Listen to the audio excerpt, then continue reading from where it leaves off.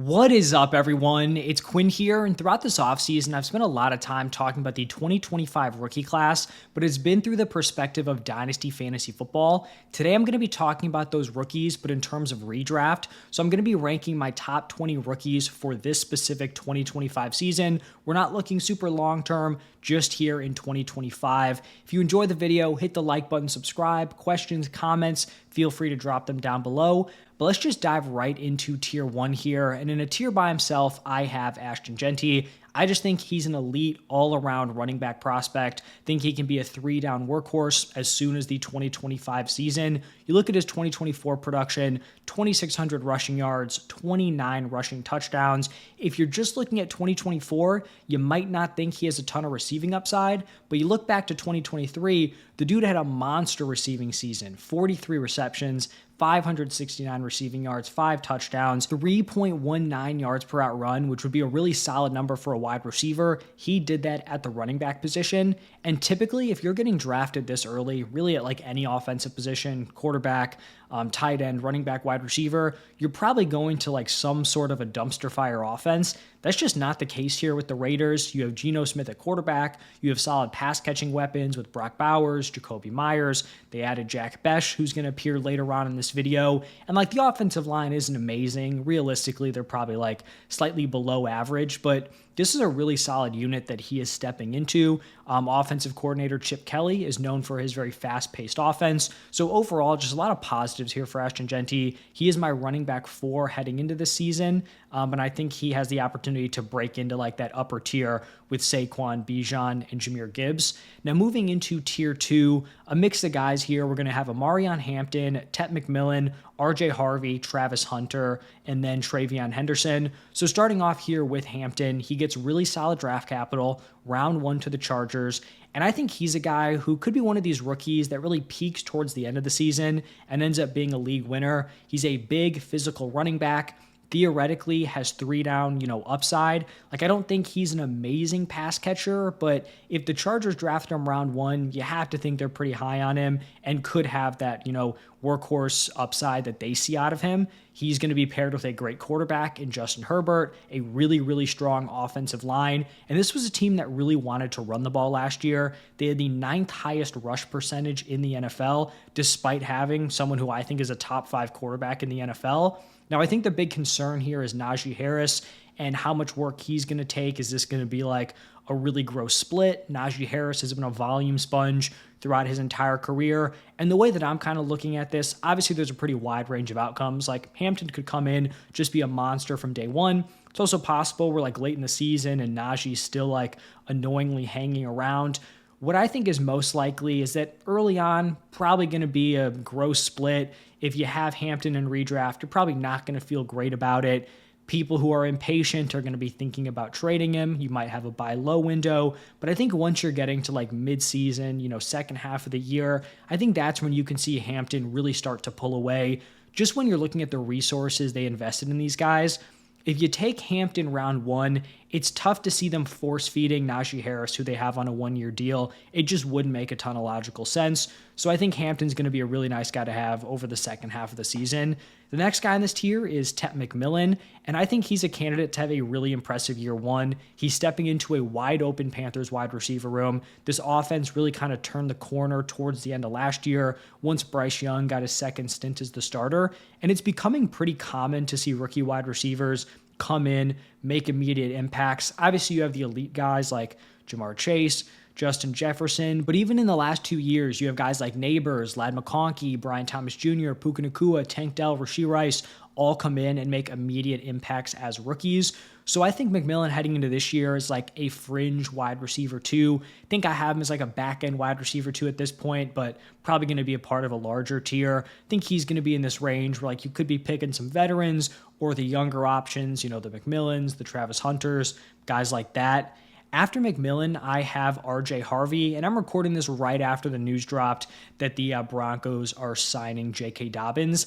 To be completely honest, I think some people are going to fade off of Harvey. I'm not really budging with this ranking. I think this was a dream landing spot to the Broncos. Harvey is an explosive player. He has big play upside, also a really strong pass catcher. And so I think people see Dobbins. He had a pretty decent year last year with the Chargers. Obviously, he was really solid when he was healthy with the Ravens. But like RJ Harvey was never going to be a workhorse back. He's 5'8", 205 pounds. If you thought he was going to come in and take 75+% of the opportunities, like that was just a foolish thought coming into it. You're looking for Harvey to get like Kamara-esque usage. And so if J.K. Dobbins comes in and, Harvey was probably never going to be super involved, like rushing the ball up the middle on the goal line. But like if Dobbins comes in and is getting the work between the 20s, the early down opportunities, I don't really care if that's him or Audric Estime. Now, I'm not going to say this is like a positive. Like, obviously, you would rather have just like complete garbage, unproven players around RJ Harvey, but I'm not going to fade off of him. You don't draft a dude round 2, really like reach to draft a dude round 2 to replace him for someone who is a free agent where you could have just signed him before the draft.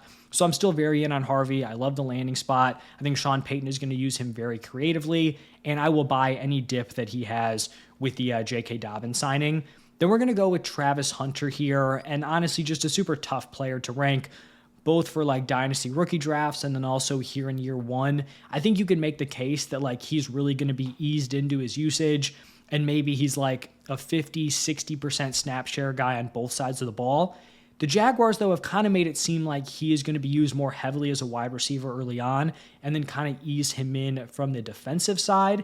And if that's the case, like he could be playing starting wide receiver snaps right away and then kind of mixing in on defense. This is definitely going to be a situation that we monitor. We'll hear, what they're saying, how he's being used in practice, all of that stuff. But overall, I'm a believer in Travis Hunter as a wide receiver. I'm a believer in Liam Cohen, their new head coach. I think T-Law is going to have a really strong season. And so I think it's fairly fair to have Travis Hunter in this area. If we really want to nitpick the tiers, I'd probably have Hampton like a mini tier ahead of these rest of these dudes. But like to make the tiers, somewhat reasonable in size, these guys are all going to be together. And then the last guy here, I felt like Henderson was also kind of between two tiers.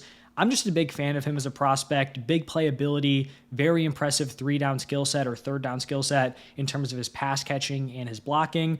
Doesn't really have the size, the frame to be a workhorse. I think what you saw last year, him kind of sharing a backfield with Quinshon Judkins, is kind of what you're looking for him to have in the NFL, like that Jahmyr Gibbs type usage. He does have some pretty decent competition right away with Ramondre Stevenson, Antonio Gibson, but I like what the Patriots have done this offseason. They've upgraded the offensive line. They've upgraded at wide receiver, really building around Drake May here.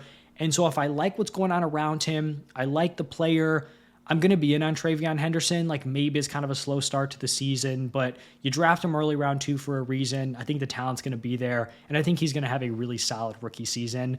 Now moving into tier 3, just going to have 2 running backs in this tier. It is going to be Quinshon Judkins and Caleb Johnson.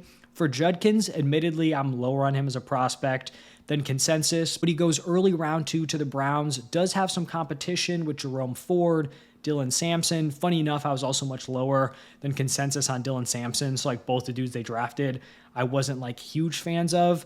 It is kind of a sketchy offensive situation. Don't expect this to be like a top unit heading into the season, but Judkins is someone who can rack up a ton of volume. He is a huge running back, tested very well athletically. And so if you're going to give a guy volume, they're going to produce regardless of situation. And then the other guy here, Caleb Johnson, I think he's a really solid fit with the Steelers. They have a zone blocking scheme. That's where Caleb Johnson thrived in college. I just think his upside is kind of capped. I think overall this isn't like a super high ceiling offense in general with the Steelers, but then you have Jaylen Warren, who's like a very reasonable complement, but a dude who's likely going to take a ton of the pass catching work. And so Caleb Johnson is probably more of like an early down grinder that you hope is hitting in the touchdown department. And that's just not moving me a ton. Another guy I was kind of a little bit lower on than consensus. Then looking at tier 4 here, I have 3 wide receivers, and I don't think people are going to hate the order of these guys, but I think they might hate that these guys are in the same tier. I have Matthew Golden, Emeka Egbuka, and Luther Burden. So I think people, especially in year 1, think that Golden should have some separation from these other two, and I understand the reasoning. Like, he's stepping in, will likely be the Packers wide receiver 1 from day 1, or at least like has that in his realistic, range of outcomes. For Egbuka and Burden, they're certainly dealing with much more competition. I'll just say right out of the gate, like I view Egbuka and Burden as better prospects. I think Egbuka is significantly, the best of the 3, but I did have Burden over Golden. in my wide receiver rankings and my dynasty rookie rankings. I did give Golden the slight edge just because I think he's going to be able to step in and produce right away. I think a lot of people are kind of burying Igbuka and Burden for redraft just because you look at the depth chart and there are some really solid wide receivers around them. For Igbuka, obviously you have Mike Evans, Chris Godwin. For Burden, I mean, this is just like an embarrassment of riches in terms of weapons. Loveland, Komet at the tight end position, DJ Moore, Roma Dunze at wide receiver. But like you can see the way this works out for these dudes. For Igbuka especially, like Mike Evans getting up there in age, going to be 32 years old this season. You have no idea if he's going to be the same player. Also probably going to be more injury prone than we've seen in years past. Chris Godwin coming off a season-ending injury. Who knows if he's going to be ready week one or if he's even going to be the same player that we saw dominating last year. I think Igbuka is just a super talented player. I think he's pretty versatile. I think he can play outside. Probably better in the slot, but like I think there are ways where he can get himself on the field. And you also just have the upside of like, if he is good enough as a player, he is going to find a way to produce. I do think this is going to be a good offense. Baker Mayfield was able to support his weapons last year. So I think there are ways where this certainly works out for Igbuka. And he's not just like guaranteed to be buried behind, two very good wide receivers. And then for Luther Burden, kind of a similar thing. Like he is one of Ben Johnson's guys. He specifically went out there and drafted Colston Loveland. He drafted Luther Burden. He didn't draft Roma Dunze. He didn't draft DJ Moore, Cole Kmet. We don't really know how he truly feels about those guys. And then the thing that really keeps sticking with me, Ben Johnson has made some very pointed comments about DJ Moore in the media. I think DJ Moore has even mentioned in his interviews throughout like minicamp or whatever that Ben Johnson talked to him about his body language. Like, there's no guarantee that DJ Moore is just going to be the guy right away. Like, you can certainly see the upside for DJ Moore, but Luther Burden's very common comp heading into this draft was DJ Moore as like a peak upside. And so maybe Luther Burden just comes in and is the guy right away. I'm not saying it's going to happen, but like in terms of range of outcomes, that is a potential, upside you have here with Luther Burden. So I think he could find a way to break out. Also, you just have injuries. Things can, change up very quickly in the NFL. So if I believe in the talent of these rookies, even if the situation's kind of murky, I'm still willing to throw darts on them. Then looking at tier 5, going to start off with 2 running backs, Bashal Tutin and Cam Scatabo. I think both these guys are very interesting, like early day 3 picks, both going to kind of crowded running back rooms. For Cam Scatabo, he is going to be competing with Tyrone Tracy. For Bashal Tutin, he's going to be competing with Travis Etienne and Tank Bigsby. For Tutin, I just think he has a little bit more upside. I think as a player, big playability, receiving usage. I think the Jaguars really like him. Like their GM was talking about how when he was, pitching or interviewing to get the GM job, like he was specifically talking about Bashal Tutin as like a draft target for them. He has that big playability. We saw what Liam Cohen did last year with Bucky Irving as a day 3 rookie pick. And so like there's no guarantee either one of these dudes take over their backfield, but I think they both have decent shots. And then for Cam Scatabo, just a super fun player, like a big physical running back, but also has receiving upside. Like I'd lean towards both of these guys probably being the running back 1 throughout the season. Maybe it's a slow start for both of them, but I think both are very interesting options this season. And then moving to the non-running backs in the same tier, I have Jaden Higgins, Colston Loveland, Trey Harris, and Tyler Warren. We've got 2 of these round 2 wide receivers with the fun landing spots and then the top 2 tight ends in the draft. For Jaden Higgins, I think he has the opportunity to produce right away. I really love the landing spot in the sense that he doesn't have to play the X. That was a concern. You have Nico Collins there. He's going to be locked into that role. Jaden Higgins can kind of move around. Although they do have Nico Collins who can play the X, that also means he has some very serious target competition with a top-tier wide receiver. You also have a very rough offensive line. You still have Christian Kirk, who they brought in, Jalen Knoll, his former college teammate. So, like, it's going to be crowded. The offense really kind of struggled towards the end of last year due to that offensive line. Are there going to be huge changes this year? I'm not sure, but I think the player's interesting, paired with a very good quarterback. I think he belongs in this range.